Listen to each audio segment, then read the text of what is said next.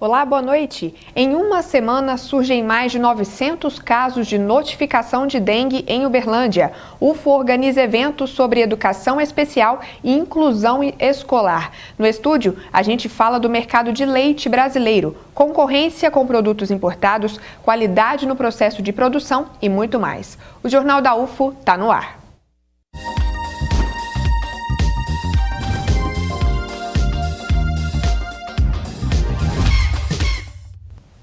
Desde o início de 2019, Uberlândia já registrou mais de 3.400 notificações de dengue. Só na semana passada, surgiram 922 novos casos. O estado é de alerta. A Prefeitura Municipal chama atenção para os pneus que ainda estão entre os principais locais de foco do mosquito. Os quintais das casas também precisam de olhar atento. Cada um tem que fazer sua parte e chamar a atenção dos vizinhos, da família e dos amigos.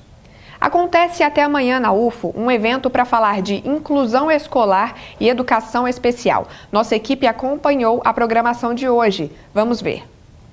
O Centro de Ensino, Pesquisa, Extensão e Atendimento em Educação Especial da UFO, o CEPAI, com o apoio do Grupo de Pesquisa em Estudos da Linguagem, Libras, Educação Especial à Distância e Tecnologias, realizam simultaneamente os encontros. A organizadora e professora Eliamar Godoy fala sobre as atividades. O 8º Senace e 7º IMPEI são dois eventos articulados entre si que visam confluir trabalhos, estudos, pesquisas para desenvolver discussões, compartilhar conhecimentos e experiências relacionadas às questões da educação especial, ou seja, os processos de inclusão da pessoa com deficiência. Flávia Amara é coordenadora do Programa de Atendimento e Apoio ao Surdo Cego do Instituto Benjamin Constant, no Rio de Janeiro. Ela foi uma das participantes da mesa sobre deficiência visual e surdo-cegueira. E lá a gente tem esse programa que é ligado a um departamento de reabilitação. Então a gente recebe jovens e adultos a partir dos 16 anos de idade com surdo-cegueira. Então a gente disponibiliza diversos atendimentos a essas pessoas. As condições de ingresso e permanência de estudantes cegos ou com baixa visão também fizeram parte da mesa redonda, como explica Késia Pontes. O meu foco é tratar sobre o ingresso e a permanência da pessoa com deficiência visual, seja cego ou baixa visão, no contexto escolar, A minha realidade é de ensino superior, mas também muitas questões servem para a educação básica, Eliana Ferreira, da Universidade de Juiz de Fora, veio participar do evento e também palestrar sobre audiodescrição. No Brasil, o número de audiodescritores ainda é muito reduzido. No entanto, o material didático escolar, ele precisa ser acessível também para as pessoas, principalmente as imagens estáticas no material didático. Por isso que nós estamos aqui discutindo com os professores para que eles entendam um pouco e conheçam esse recurso para que eles possam utilizar na sua sala de aula. A professora ainda conta o que está achando dos encontros. Muito interessante. Esse é um evento que precisa se repetir várias vezes, porque nós temos aqui grandes pesquisadores de diversas partes do Brasil, assim como nós temos também um professor na sala de aula trazendo a sua experiência e demonstrando como ele tem conseguido trabalhar com a questão da inclusão. Vale a pena participar. Segundo a Embrapa, até ano passado o Brasil era o 4º maior produtor de leite do mundo. Mesmo assim, a gente ainda compra leite de outros países. Há alguns dias o governo retirou a taxa antidumping, pensada para garantir que o preço do leite de fora não seja muito baixo e prejudique a produção nacional. A medida não agradou a alguns produtores e o governo resolveu voltar atrás. Mas o assunto ainda gera discussão. Sempre na mesa do brasileiro, o leite é um produto que é consumido diariamente devido aos vários benefícios para a saúde. Recentemente, essa bebida foi parar em vários jornais por conta de uma nova decisão do governo. Esse assunto veio à tona nos últimos dias porque nós tínhamos uma tarifa chamada tarifa antidumping para importação de produtos oriundos da Europa e da Nova Zelândia, do mercado comum europeu e da Nova Zelândia. E justamente nesse momento de transição, de novo governo, essa tarifa, a criação dessa tarifa chamada antidumping, ela teria que ser renovada, e não foi renovada. Com isso, nós perdemos o prazo de renovação da tarifa. Isso provocou uma reação imediata, né, em toda a classe dos produtores de leite, em todas as entidades de defesa de classe, dos produtores e tudo. Por quê? Ela colocou nós novamente num fato evidente que as importações do mercado comum europeu e da Nova Zelândia poderiam entrar aqui novamente sem qualquer tarifação que defenderia o nosso produto interno. Justamente no momento onde os produtores mais precisavam de oferir lucros à sua atividade, se importava produtos com preços inferiores aos nossos e jogava o nosso mercado bem abaixo daquilo que os nossos custos de produção necessitavam. O governo, nos últimos dias, divulgou que poderia aumentar a tarifa de importação de leite para acalmar os produtores.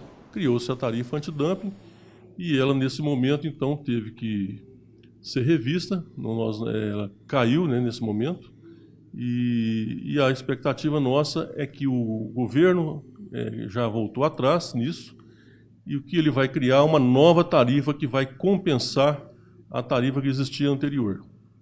Mas veja bem, a nossa grande preocupação nem são os produtos oriundos do mercado comum europeu e Nova Zelândia. A nossa grande preocupação são os produtos oriundos aqui do próprio continente, através dos acordos do Mercosul, que nós sofremos concorrência muito grande, principalmente com produtos da Argentina e do Uruguai.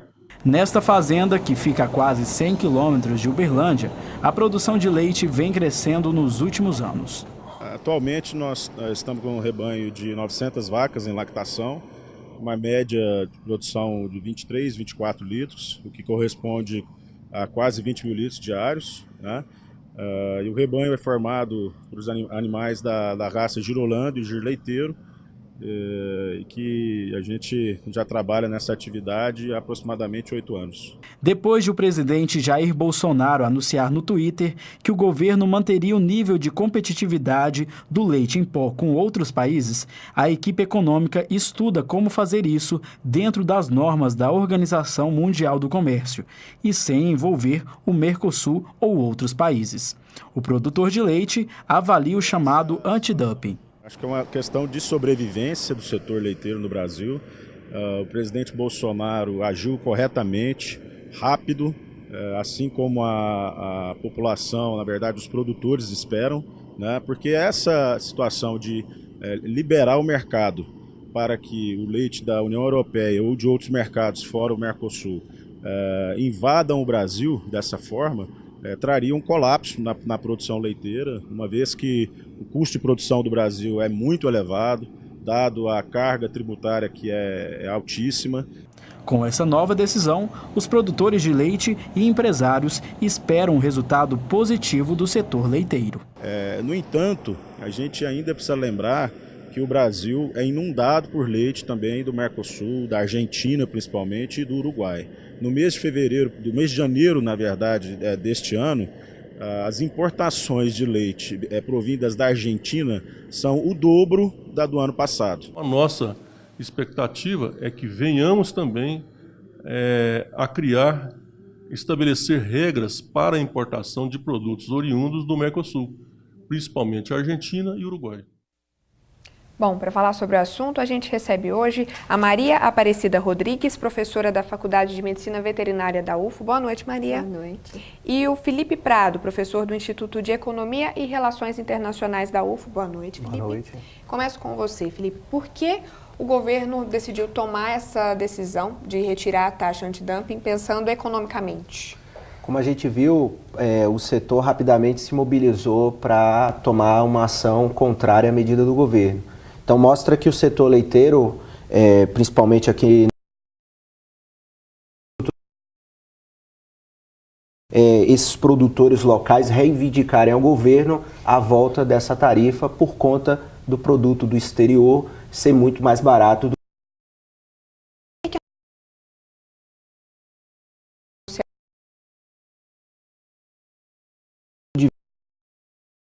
Geral que Bolsonaro vem apresentando desde a eleição, em especial a abertura do mercado brasileiro para o exterior, a abertura desse mercado e a entrada de leite estrangeiro mais barato beneficia, a princípio, os consumidores.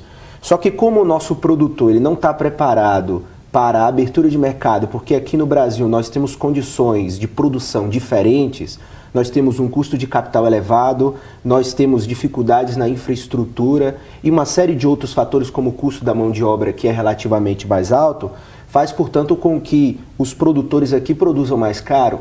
Vindo o leite de fora, eu desarticulo essa produção. Qual seria o resultado prático? Você teria, num futuro próximo, produtores que sairiam da atividade e você reduziria a quantidade de leite produzido internamente. Professora, o que falta para o Brasil ser autossuficiente nessa produção de leite? A gente já é o 4º maior produtor, mas ainda precisamos comprar leite. Existe um déficit muito grande ainda, né, na produção, porque as indústrias, elas precisam de um produto, inclusive de qualidade, para poder fabricar os queijos, fabricar os iogurtes. E esse leite, ele tem que ser devidamente inspecionado. É uma preocupação grande quando vem um leite de fora, por exemplo, se a inspeção, por exemplo, está fazendo o trabalho corretamente, em quantidade suficiente em todas as indústrias. E também o que falta é incentivo para o produtor. O produtor, ele realmente tem alguns que param até de produzir, porque realmente eles não têm, o custo é muito grande. Os insumos, os funcionários que ele tem que pagar, a energia, porque hoje o leite é obrigatório ser refrigerado na fazenda. Então, nem todos os produtores ainda se adaptaram, porque nós temos a Instrução Normativa 62, e agora está vindo uma outra normativa aí, que é a 31. O que ela diz? Ela rege basicamente os parâmetros de qualidade físico-química e microbiológica do leite. Então, os produtores, eles têm que se adaptar a essa instrução normativa, que ela é bastante rígida, porque em questões assim de quantidade de bactérias totais no leite cru, de células somáticas, então os parâmetros estão mudando da instrução normativa 62 para a 31, que vai entrar em vigor agora em 2019. Então, eles têm que ter um mecanismo de melhorar a qualidade, melhorar a produção, inclusive qualidade físico-química e bacteriológica. E para isso, eles precisam ter apoio do governo, precisam diminuir os custos, porque senão eles não conseguem produzir uma quantidade que o Brasil está precisando. Felipe, você acha que o governo vai conseguir fazer essa mudança, voltar atrás? Como foi mostrado na reportagem anterior, o governo agora ele já cancelou a tarifa antidumping, mas agora ele vai criar um outro mecanismo para tentar fazer com que o leite venha para o Brasil a um preço relativo próximo do que a gente produz aqui. Então, por exemplo, numa média, o leite brasileiro sai da fazenda, da propriedade rural, com um custo em média aí de R$ 1,10, R$ 1,15. Então você vai tentar aproximar o preço do leite do exterior a esse valor, criando aí uma nova tarifa, enfim, trocando 6 por meia dúzia. Certo, então vai acabar saindo a mesma coisa. Vai tentar se equilibrar. Né? Bom, a gente já volta com o nosso debate. No próximo bloco tem as vagas de emprego em Uberlândia e ainda a previsão do tempo. Até já.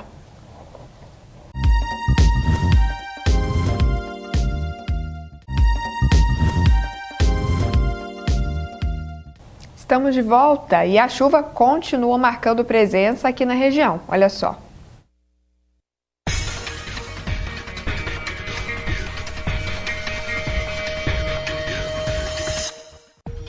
A quarta-feira pode começar ensolarada, mas a previsão é que as pancadas de chuva cheguem a qualquer momento do dia. A mínima é 19 graus e a máxima 26. Possibilidade de chuva também em Patos de Minas, com temperaturas variando entre 19 e 26 graus. Céu nublado e com chuva em Monte Carmelo. A mínima é de 21 graus e a máxima pode chegar a 28. Em Ituiutaba, as temperaturas sobem, com mínima de 21 e máxima de 30 graus. As pancadas de chuva também continuam. Sol entre nuvens e termômetros marcando entre 20 e 26 graus em Araguari. A probabilidade de chuva é de 80%. Hora de conferir as vagas do Cine Uberlândia. Vamos ver.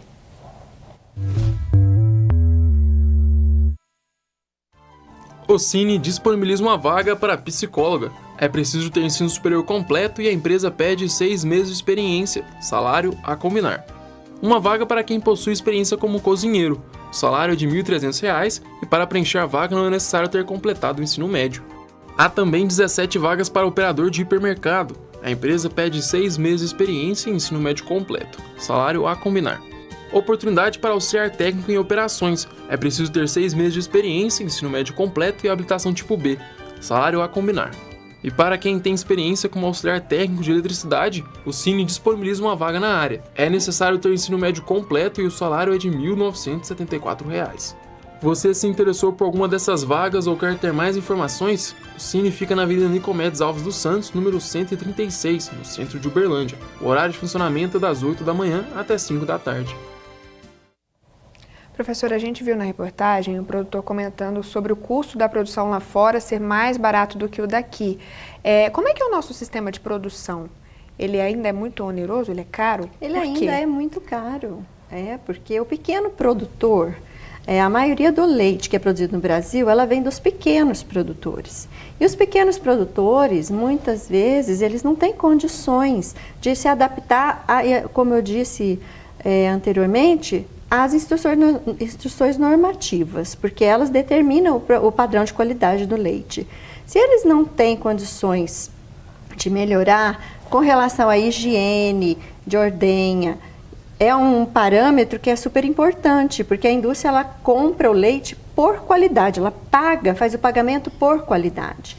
Então, quanto melhor for o leite que ele produz, melhor rentabilidade ele vai ter. Mas o que está acontecendo no Brasil? O pequeno produtor, ele muitas vezes não tem condições de investir simplesmente num refrigerador, que ele é obrigado a ter na fazenda.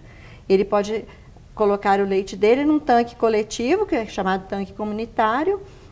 Por exemplo, um vizinho compra um tanque e ele vai servir para vários produtores, para diminuir o custo. Exatamente, porque às vezes um produtor não consegue fazer essa compra. Professora, esse desequilíbrio na produção do leite aqui pode prejudicar a nossa economia? Sim, parece que duas coisas são importantes.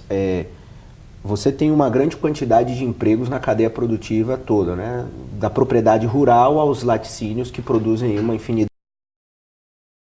A dificuldade está, completando a resposta ali da professora, é o seguinte: o custo de capital no Brasil é muito caro. Nós temos as taxas de juros mais caras do mundo. O que faz com que um produtor rural, para comprar uma câmara frigorífica, que ele precisa pegar um financiamento do banco, por baixo ele vai estar pagando aí 12% de juros ao ano. O que um produtor na União Europeia não vai pagar. Além disso, nós temos um segundo problema, que é o problema da energia. Por exemplo, Minas Gerais tem uma das energias mais caras do Brasil, o que faz com que a produção de leite em Minas tenha um custo mais elevado. O que faz com que um produtor local ganhe entre 30 e 40 centavos por litro de leite. Se eu arrebento essa estrutura produtiva que já está montada dessa forma, eu vou perder os empregos que eu tenho nessa cadeia e vou fazer com que todos esses empregos sejam exportados para o exterior, porque eu vou trazer o leite, muitas vezes é o chamado leite industrial, e aí eu vou processar ele aqui e eu vou ter só um pedaço da cadeia produtiva. Então, assim, é uma decisão muito difícil que o governo tem que tomar, porque as medidas de abertura beneficiam o consumidor, mas podem destruir vários empregos nesse processo. Professora, como você classificaria a qualidade do nosso leite? A qualidade do leite no Brasil depende basicamente da higiene de obtenção. Então, a ordenha é super importante. Então, ordenha mecânica ou ordenha manual. As instruções normativas, elas determinam que seja ordenha mecânica atualmente. A manual não é permitida? A manual, há muitos anos atrás, era permitida para o leite tipo C. O leite tipo C hoje já não está mais nas instruções normativas. Então, ele não é mais classificado. Então, é permitido hoje, basicamente, a ordenha mecânica. Então, a ordenha mecânica custa cara, né? Então, é um insumo grande que tem um alto custo. Então, por isso que, muitas vezes, alguns produtores até não conseguem fazer esse tipo de produção. Então, a qualidade do leite, a gente passa pelo processo de ordenha e que tem que ter uma qualidade bacteriológica ideal e físico-química também. E essa fiscalização funciona? Em alguns setores, sim. As grandes indústrias aí, que tem fiscalização ou federal ou municipal, nós temos aí uma qualidade muito boa desse leite. Professora, a gente viu na reportagem a preocupação tanto do produtor quanto do representante da empresa de laticínios com essa relação com o Mercosul, que eles falaram, mais do que os países europeus, os países do Mercosul nos preocupam. Como é que você vê essa situação? É um pouco uma questão política também, você diria? Como é que a gente pode tentar resolver? Porque nós estamos debaixo de um guarda-chuva de relações com os outros países que compõem o Mercosul, do qual há um livre intercâmbio de mercadorias. Então, por exemplo, a mesma reclamação que o setor laticínio está fazendo agora, ou dos produtores rurais estão fazendo agora, é a mesma reclamação que na Argentina a indústria automobilística faz, porque nós vendemos muito automóveis para eles e uma série de eletrodomésticos. Então, nas relações entre os países do Mercosul, ora alguns setores vão ganhar, ora outros setores vão perder. E neste caso que a gente está debatendo, a abertura e a entrada de mais leite, por exemplo, argentino no Brasil, sem tarifa, porque nós temos esse acordo já assinado há muitos anos, faz com que o leite entre indiscriminadamente e vá competir com o leite produzido no Brasil a um custo mais elevado. Então, assim, é um desafio, inclusive nas eleições, Bolsonaro colocou o Mercosul como uma questão a ser debatida, justamente porque você tem setores da sociedade que estão perdendo com esse acordo que nós temos. Professora, pensando aqui no âmbito da educação, da Faculdade de Medicina Veterinária aqui da UF, como é que é essa preparação dos estudantes para esse mercado? Você percebe o interesse dos alunos? Olha, o interesse na área de inspeção, basicamente, é muito pequeno, é muito pouco. Então, assim, o aluno, ele entra no curso de veterinária, existem várias áreas que ele pode atuar, mas, em geral, na grande maioria, é assim, a área de clínica, de cirurgia, etc. Mas a área de inspeção, basicamente, eles se interessam, basicamente, quando tem um concurso. Por exemplo, do Ministério da Agricultura, ou algum concurso estadual, né?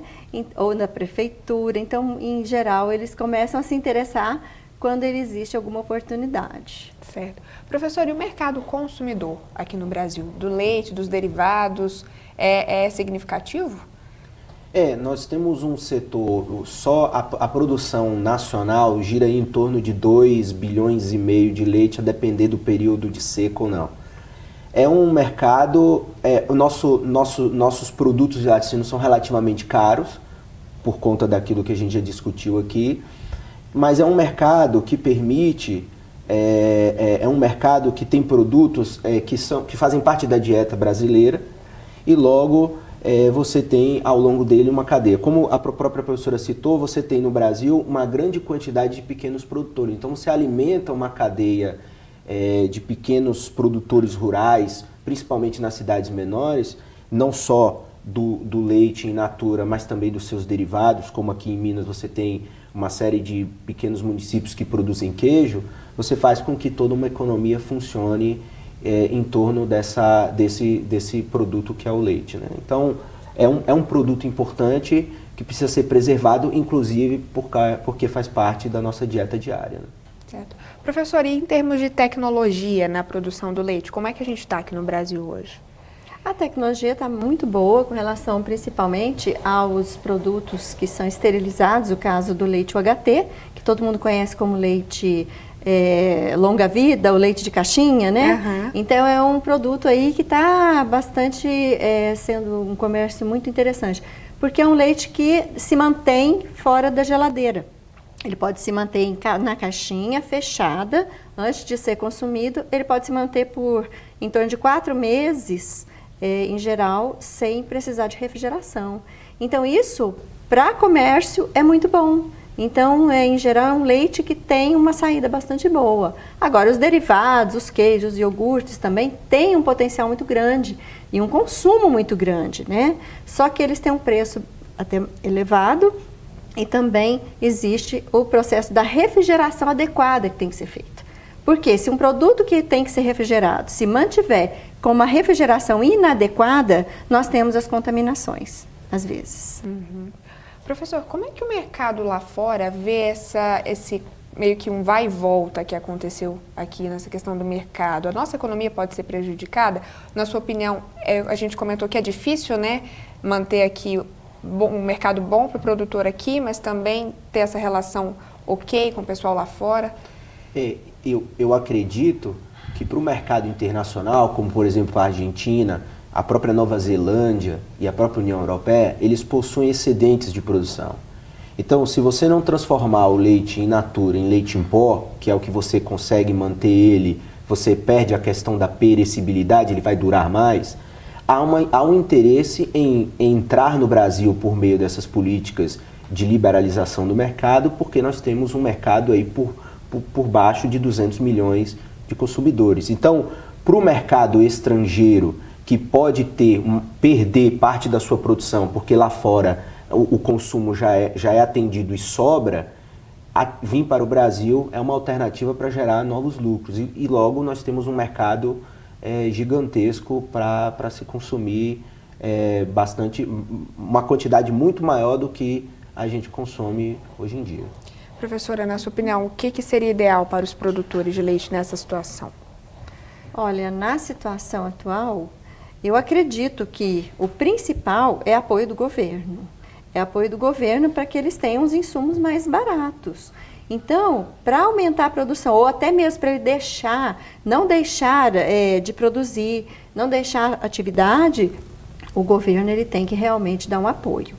Incentivo. E cada vez mais nós temos que ter mais fiscalização também. Porque muitos produtores, às vezes, acham que por ele receber muito pouco da indústria, o litro de leite, eles acabam parando de entregar para a indústria e eles vão fazer o beneficiamento ou muitas vezes vão vender o leite diretamente. É o que a gente chama de leite informal ou leite não inspecionado. Então esse é um grande problema que nós temos no Brasil. Eles acabam querendo receber um pouco mais por litro de leite, não entregando para a indústria. E aí nós temos os graves problemas aí de leite não inspecionado, os queijos que são feitos com esse tipo de leite, que é o leite informal, e aí nós temos muito produto aí contaminado no mercado. Certo. Bom, professora Maria, professor Felipe, muito obrigada pelas considerações de vocês. Obrigada a você também pela companhia. O Jornal da UFO fica por aqui. Amanhã a gente fala dos animais usados em laboratórios para fazer testes científicos. A UFO tem estratégias para diminuir o número de camundongos e ratos, por exemplo, usados nas pesquisas. A gente vai contar detalhes aqui no JU. Uma ótima noite para você e até amanhã.